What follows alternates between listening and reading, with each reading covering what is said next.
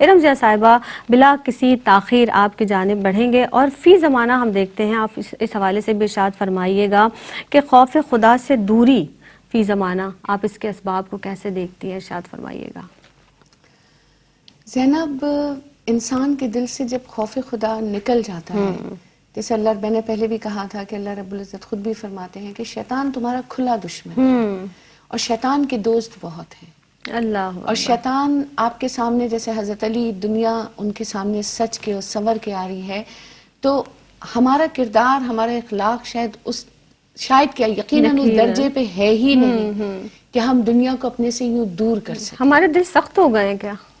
سخت بھی ہو گئے ہیں اور منافقت بہت آ گئی ہے، منافق بہت ہو گئے ہیں۔ دیکھو، خوف الہی صرف عبادتوں کا نام نہیں ہے۔ جس کے اندر خوف الہی ہوتا ہے نا، وہ اللہ کے بندے سے بہت جھک کے ملتا ہے، اس کے اخلاق بہت اعلیٰ ہو جاتا ہے، اس کی زبان بہت میٹھی ہو جاتی ہے، کیونکہ میرے رب نے تو قرآن میں قسم کھا لی کہ عصر کی قسم انسان خسارے میں ہے۔ اب جب اللہ کی قسم ہے تو وہ سچی قسم ہے، بے شک۔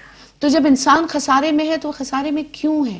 وہ اسی لیے تو ہے کہ وہ نیک اعمال نہیں کرے گا، حق بات کی تلقین نہیں کرے گا، صبر کی تاکید نہیں کرے گا، یہ چیزیں کرے گا تو اللہ کی طرف رجوع کرے گا۔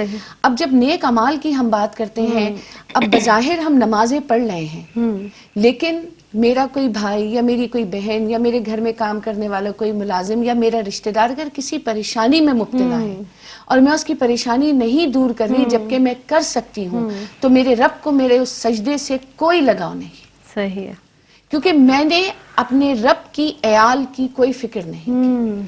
تو یہ دلوں کی سختی ہی تو ہے، یہ دل میں اللہ کا خوف نہ ہونا ہی تو ہے کہ آپ روزے بھی رکھ رہے ہیں، آپ زکوٰۃ بھی دے رہے ہیں، آپ سارے وہ کام کر رہے ہیں جو واجبات میں سے ہیں، لیکن آپ اس سے ہٹ کے رحم دلی آپ کے دل میں کہیں نہیں ہے۔ اور اگر آپ کے دل میں نرمی نہیں ہے تو اس کا مطلب ہے کہ اللہ رب العزت آپ سے راضی نہیں ہے، کیونکہ اللہ کا ٹھکانہ تو وہی دل ہے کہ جو لوگوں کے لیے کشادہ ہے، جو نرم ہے۔ صحیح۔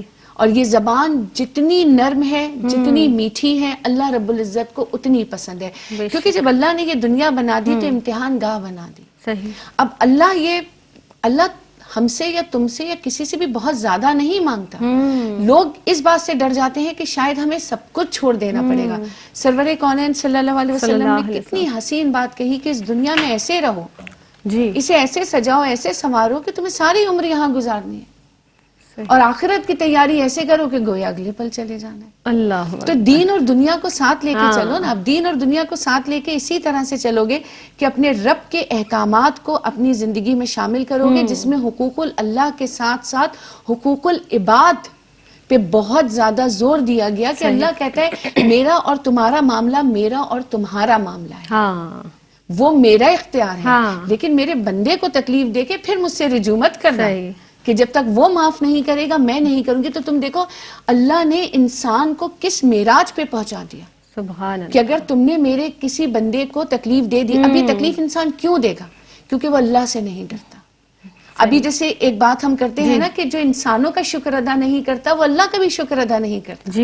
تو جو کسی انسان کو تکلیف دیتا ہے وہ اللہ سے خوف نہیں رکھتا، وہ شاید یہ بھول جاتا ہے کہ مجھے اپنے رب سے ملاقات کرنی ہے اور تب مجھے اس چیز کا جواب دینا ہوگا، اس کے ذہن سے یہ بات نکل جاتی ہے۔ یہاں تک کہ ایک جانور پہ بھی ظلم کرنے کا تمہیں اختیار نہیں ہے۔ جانور تو چھوڑ دو، گھروں میں اگر پودے سجاتے ہو تو تمہیں یہ بھی اختیار نہیں ہے کہ چھاؤں میں رکھنے والے پودے کو تم دھوپ میں رکھ دو اور دھوپ میں رکھنے والے پودے کو تم چھاؤں میں رکھ دو۔ یہ بھی اگر تم کر رہے ہو تو تم غلط کر رہے ہو، اور یہ کام کبھی ہم جانے میں کرتے ہیں، کبھی ہم انجانے میں کرتے ہیں۔ کیا خوبصورت بات ہے کہ گناہ اتنے ہی کرو جتنی طاقت ہے کہ تم سزا کو برداشت کر سکو۔ اور حضرت علی کی بہت خوبصورت بات ہے کہ تمہیں گناہ کا موقع نہ ملنا تم پہ اللہ کا سب سے بڑا کرم ہے۔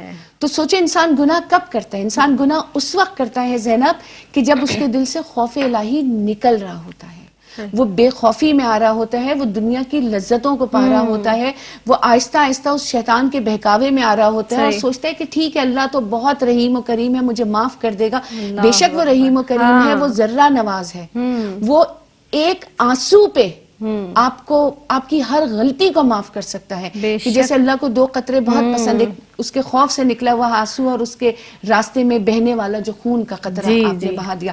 لیکن اگر تم یہ صرف چیز سوچ کے گناہ کی دلدل میں دھستے چلے جاؤ ہاں تو وہ تو رحیم و کریم ہے، میں تو اس کی رحمت پہ ابھی بھی کوئی بات نہیں کر صحیح، سکتی. صحیح. بے لیکن شک، بے انسان شک. اپنا تو محاسبہ کر سکتا بے ہے شک. کہ میں اپنے رب کے آگے جب کھڑی ہوں گی تو میرے پاس کچھ تو ہو، کچھ ایسے اللہ آنسو، اکبر. کچھ ایسے قطرے تو موجود ہوں اللہ کہ اکبر. جس کے صدقے میں اپنے رب سے سوال کروں کہ ہاں. میرے رب میں گناہگار، میں سیاکار، میں خطا کار، ہاں. لیکن اس وقت تیرے خوف سے میں لرزی تھی. ہاں کہیں ایسا نہ ہو کہ ہم وہاں پہنچے تو خالی خالی ہاتھ ہاتھ خالی پہنچے اور ہاتھ ہمارے ہوں. پاس کچھ نہ اللہ رب العزت ہم سب پر اپنا فضل، اپنا آمین. کرم فرمائے.